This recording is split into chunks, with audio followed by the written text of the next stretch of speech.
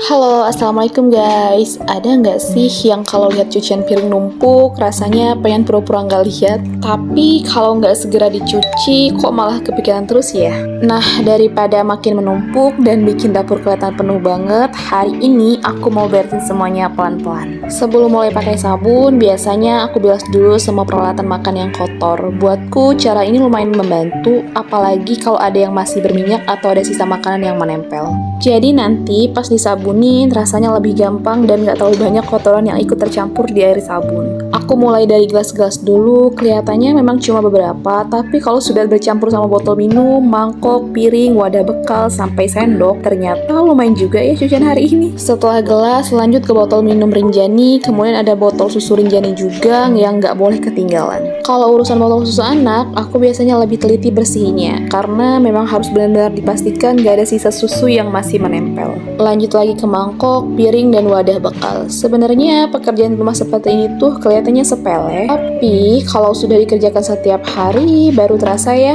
ternyata banyak juga yang harus diurus. Emang bener ya, pekerjaan rumah tuh emang gak ada habisnya. Dan biasanya bagian yang paling sering bikin lama itu justru sendok-sendoknya. Kelihatannya sedikit, tapi kok nggak habis-habis. Setelah aku lihat-lihat, ternyata cucian piring hari ini banyak juga ya.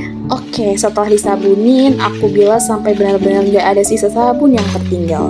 Kalau bagian ini tuh, entah kenapa aku paling suka. Karena dari yang awalnya kelihatan numpuk dan bikin penuh wastafel, perlahan mulai kosong satu persatu. Dan rasanya tuh lega. Lanjut ke wajan dan panci yang biasanya butuh tenaga sedikit lebih ekstra, apalagi kalau ada sisa makanan yang sudah mengering. Memang harus lebih sabar bersihnya. Tapi kalau semuanya udah selesai, rasanya puas banget lihat wastafel yang tadinya penuh sekarang udah kosong. Tapi ternyata belum selesai sampai di situ. Wastafelnya juga sekalian aku bersihin, aku siram-siram bagian dalamnya supaya sisa kotoran dan busa yang tadi nggak ada yang tertinggal. Dan setelah itu, bagian sekitar wastafel juga aku lap, karena menurutku percuma peralatan makan sudah bersih kalau area tempat kita mencucinya masih kotor dan basah di mana-mana. Dan alhamdulillah akhirnya selesai juga. Jadi sekarang waktunya menikmati dapur yang udah bersih lagi deh.